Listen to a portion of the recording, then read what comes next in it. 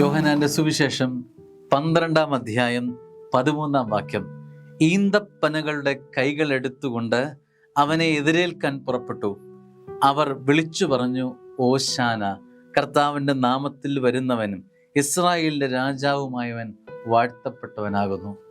ഓശാന എന്ന വാക്കിൻ്റെ അർത്ഥം ഞങ്ങളെ രക്ഷിക്കണമേ എന്നാണ്.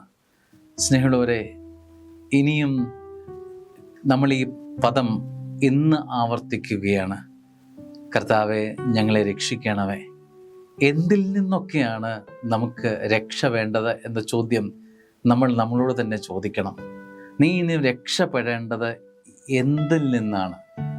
രക്ഷ നിന്റെ ജീവിതത്തിൽ സ്വന്തമാക്കേണ്ടത് എന്നിൽ നിന്നാണ്. നീ എന്തിൻ്റെങ്കിലും അടിമയാണോ? അടിമത്തത്തിൽ നിന്നാണ് നീ രക്ഷപ്പെടേണ്ടത്.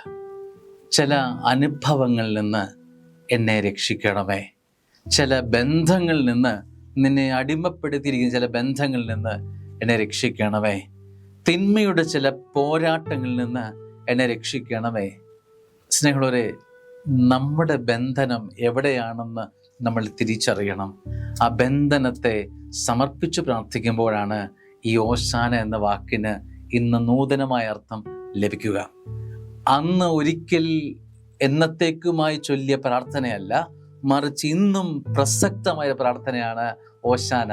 ഒരു കുഞ്ഞു വാക്കാണെങ്കിലും അതിൻ്റെ അർത്ഥം ആഴമുള്ളതാ. കർത്താവെ, ഞങ്ങളെ രക്ഷിക്കണമേ.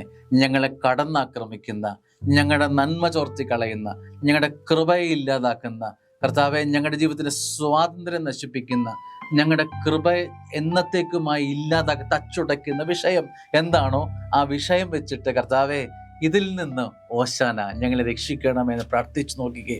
സ്നേഹമുള്ളവരെ, കർത്താവ് ഇറങ്ങി വന്ന് നിന്നെ സഹായിക്കും. രക്ഷിക്കാൻ അവൻ തയ്യാറാണ്. നിന്നെ രക്ഷിക്കാൻ അവൻ തയ്യാറാണ്, സമീപത്തുണ്ട്. നീ വിളിച്ചിറക്കണം, കർത്താവെ, എന്നെ രക്ഷിക്കേണ്ടത് ഈ ഒരു വിഷയത്തിൽ നിന്നാണ്. എന്നെ രക്ഷിക്കണമേ, എന്നെ രക്ഷിക്കണമേ എന്ന് ഈന്തപ്പനകൾ ഏന്തിക്കൊണ്ട് ജൈവജനം ചോദിച്ചതുപോലെ ഇന്ന് ഹൃദയമുയർത്തി, ഈന്തപ്പനകളില്ലെങ്കിലും ഹൃദയമുയർത്തി നമുക്ക് പ്രാർത്ഥിക്കാൻ കഴിയണം. കർത്താവെ, എന്നെ ഇന്ന വിഷയങ്ങളിൽ നിന്ന് എന്നെ രക്ഷിക്കണമേ. ഹൃദയമുയർത്തി പ്രാർത്ഥിക്കുമ്പോൾ സ്വർഗം താണിറങ്ങി എന്നെ ചേർത്ത് പിടിക്കും. ആമേൻ.